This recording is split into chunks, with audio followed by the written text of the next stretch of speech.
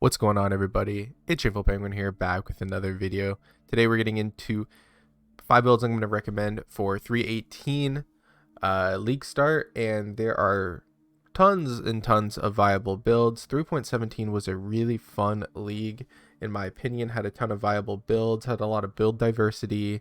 Overall, just one of my favorite leagues that we've had in a long time. And there's going to be no nerfs or buffs in 3.18, so the meta is pretty much going to stay the same. There's new end game bosses, just harder versions of the current bosses. So if you're looking to do the new content, you're going to want to focus on some end game bossing DPS builds. But if you're like me, you're going to want your first character to be more of an all-arounder, just so you can like complete, get some currency, build up your next character into what you want to do in the end game. And all of these builds I'm going to be recommending are very viable for pretty much anything. I'm going to be talking about all their the advantages and disadvantages of picking each one, and I hope you guys enjoy. The first build we're going to go over today is the Spectral Helix Deadeye. This build is extremely strong. It's fast.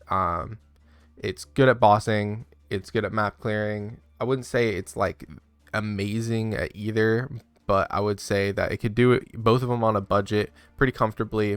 It's better at mapping than most of the bossers, and it's better at bossing than most of the mappers. So I think this is a really good middleman to just do all content, and also that you're a Deadeye, it's going to be an easy swap. If you end up using the Omniscience amulet, then you can switch to your Tornado Shot build or whatever Deadeye build you're choosing to use, and you can just hot swap to that when we get the amulet. That's what I'm going to be doing for my league, and just going after that. But more about Spectral Helix, we're utilizing 2 of the strongest support gems in the game, Trinity and Nightblade. We're using claws to do a ton of damage. This build has a lot going for it. It does a ton. I've practiced with it a few times, and I really like how good it is at league start. And since we have the 3.17, it was I would say the second most popular build in 3.17 for league start, and it's also really good at converting to the Omniscience Tornado Shot, as I said earlier. So I think that's like the prime reason to use it if you're interested in playing that Tornado Shot character. I have a build guide for playing this build, goes directly into it very well. Spectral Helix also can utilize the Omniscience very well, actually. So if you get that amulet early and you still want to use Spectral Helix and want to do a little bit of bossing, that amulet can carry you very hard for that. So a lot of things going for it. Really smooth leveling. You can do a lot of damage if you get like some decent upgrades on claws. If you get some good essence while playing the campaign, you'll get to maps very fast with this build, which is something I really enjoy doing. And overall, this build is probably my league start, so I recommend this very highly to you guys. And if you guys want to see more content on this build, keep subs to my channel, and you guys should see more content on this build. The next build we're going to be talking about is the Poison Concoction Pathfinder, which is a really strong build in 3.17 for completing the Atlas really fast, going to maps, doing early maps with low budget gear, and it's actually a really fun playstyle as well. You're playing Pathfinder, which is really strong at upkeeping flasks, chaos damage, and all that stuff. There's a lot of cool techs you can do with this build, but the main premise of the build is that you throw your flask, which is increased damage from your life flask. So the higher number on your life flask, the more damage you're going to do. And so a lot of your leveling through the axe, you're going to want to make sure you have a better life flask every time, so you can upkeep that damage a little bit. And once you get Plague Bearer, just game over. Just one of the strongest skills in the game, in my opinion. Plague Bearer is too strong. Think of Righteous Fire, but like triple the damage, but only for a limited amount of time. Now you can stack up Plague Bearer really fast because of all the overlapping damage, and especially if you hit a pack of mobs, you'll hit it up really fast, and then you get to turn Plague Bearer on again. And this is why this is like a tier 1 build because this is one of the fastest low budget map farmers in the game, pretty much thanks to Plague Bearer. But Poison Concoction is actually pretty good at it too. It's okay single target. If you're gonna do endgame bosses, this is gonna be one of the worst builds you can do if you're thinking about doing like the Uber bosses, whatever they're called now. But you can definitely do the Searing Exarch and the Eater of Worlds, but it's not gonna be as fast as pretty much any of the other builds I'm talking about today. Poison Concoction is really fun though because you get to throw a bunch of flasks. You're not using a weapon. You only have a shield equip, so you don't have to worry about gearing a weapon. You just have to worry about gearing your life flask to a high number, and then you're throwing all your Poison Concoctions. It's really cool because you're using GMP and volley to just increase your number of projectiles, just to throw a ton of them, and they all overlap with your AoE investment from. I think all you need is your Pathfinder investment in AoE, and all of them overlap still. So it's very, very strong. You do get Poison Prolif, which is pretty good, but there are some endgame techs where you take it off and you get infinite flask sustain, which is worth if you have the investment for it. The Zizrin build is actually really cool. I was following it. I did do a test character about a couple weeks ago, and I got to maps insanely fast. I didn't try out the new tech, but and honestly, Poison Prolif isn't like as good as I thought it would be. So the tech is something I would definitely try if I invested more into that character. Really fun playstyle. Highly recommend for anyone who wants to zoom, go through the game, and re-roll into another character once you build up your currency with this character. This is definitely probably the best build you could do if like you're like 100% like I want to play some random build, but it's going to need investment and it's really bad early game. This is the build you're going to choose to do that until you reroll. So I recommend this build to anyone looking for some zoomies. The third build is one of the more popular builds of 3.17. It's been popular lately, and it's Skeleton Mages. You play Necromancer for this. A lot of different content creators have made this build guide, and I believe it's really strong. I have not played personally Skeleton Mages. I'm not really a zombie Necromancer player, but the few times I did play Carrion Golem and all that stuff. But Skeleton Mages do look like the strongest summoner build out there. It can with no problem clear Simulacrum wave 30, which is like, this is one of the few builds that can do that pretty comfortably. There's a lot of cool things going for this build. There's one mandatory unique to turn your skeletons into mages, which can be expensive like day 1, day 2, but like by day like 4 or 5 it should be obtainable, no problem. You do level with Absolution until you can get that unique jewel to put on your build, but Absolution will easily carry you through your leveling process and early maps if you need to use it there too.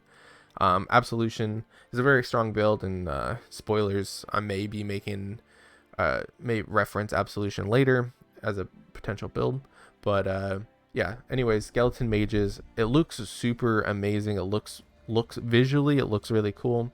It's very strong. It bosses pretty well. Simulacrum Farmer for sure is like the best Simulacrum Farmer out there. You're pretty good at maps too, so it kind of does everything out there that you need to do. So this is probably going to be the most played summoner build out there, for at least it's going to be popular once everyone gets the node. So if you look at like the first like 4 days on PoE Ninja of builds, you're going to see Absolution way higher than Summon Skeletons, but then you're going to see a switch once you hit like day 5, day 6 is my guess, once people start getting their hands on the jewel and switching into that build, and then you're going to see Summon Skeletons rise up to be one of the more popular builds for a very good reason. So I highly recommend this to anyone looking to play a summoner build. The fourth build we're going to be talking about is the most popular build of 3.17 and probably going to be one of the more popular builds again for very good reason. It is Explosive Arrow. You can either play Champion if you want to be tanky, so hardcore, or you can play Elementalist if you want to be squishy but do tons of damage, or you can play Hierophant if you want a good mix between tanky and damage. All three of those are very viable, very fun. Explosive Arrow is what I League started with in 3.17. I killed all endgame bosses really easily. The mapping's not too bad either. The playstyle's a little bit annoying because totems aren't the most, like, I don't know, they don't always hit the thing you want it to hit, which is my main complaint. But overall, it makes for safe playstyle while bossing, so you can just drop your totems, focus on dodging mechanics. I did make some like showcases on my channel of the build, so you guys can see like progression on like day 1 and week 1, I believe. So if you guys want to see what it looks like with low budget, you guys can see that on my channel. Explosive Arrow is really strong. I played Elementalist.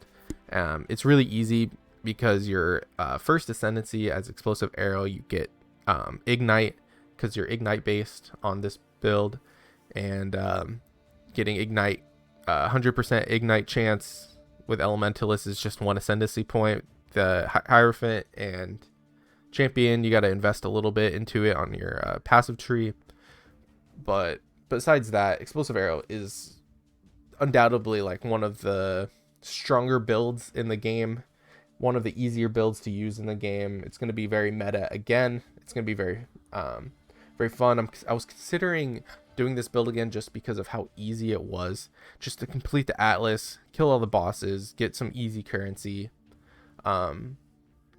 Runs on a like low budget. You do want a decent bow to make this build really excel. You could use a Stormcloud bow because you just more attack speed. That's all you care about, really. And then if you're Elementalist, you use Stormcloud, by the way, because you convert all damage into Ignite damage. So if you get a bunch of cold damage, a bunch of lightning damage, you're converting all of that into fire. The other builds don't work the same because I didn't personally play them, but they're very, very strong. All of them are really good for racing, whatever content you want to do. So if you're interested in playing a super meta build, here's one for you. The last build we're going to be talking about today is the most popular build that's going to be among the racers, which is Detonate Dead.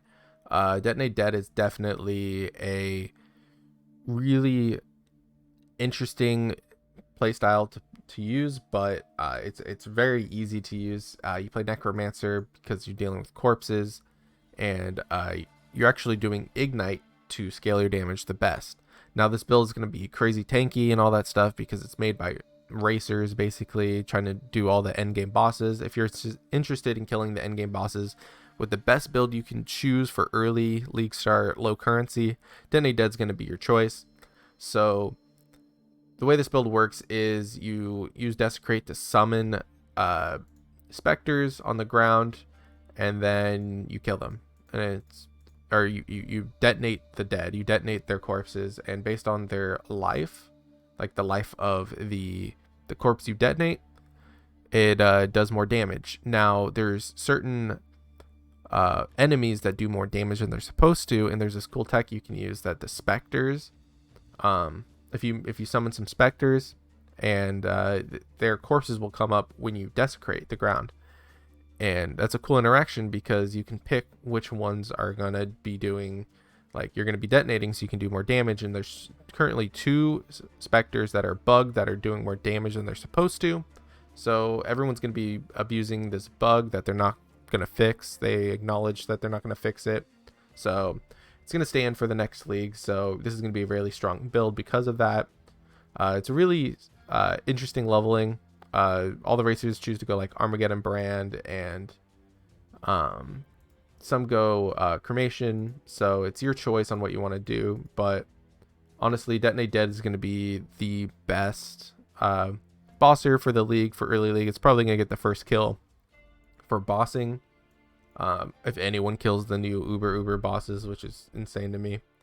But yeah, so this build is crazy insane. There's not too much I can say about it because I haven't personally used it, but I've watched a decent amount of people use it, and I just know that it's going to be the best boss killer. So if you're interested in a boss killer, use Detonate Dead. And that's it for the builds I recommend for 318 Sentinel League. Now, not too interesting, pretty similar, unfortunately, to the build I made, the 5 builds I mentioned last league, but I do have a lot more builds in my backlog that I can recommend to you guys. So I'm going to be making another video to showcase the builds that you guys could use for league start. So make sure you guys subscribe down low if you guys want to see that video come out. Hopefully I'll have it done in the next day or two. Anyways, if you guys have any comments or concerns, make sure you leave it down in the comment section below. I read all my comments. Thank you guys so much for your support, and I'll see you guys in the next video. Later.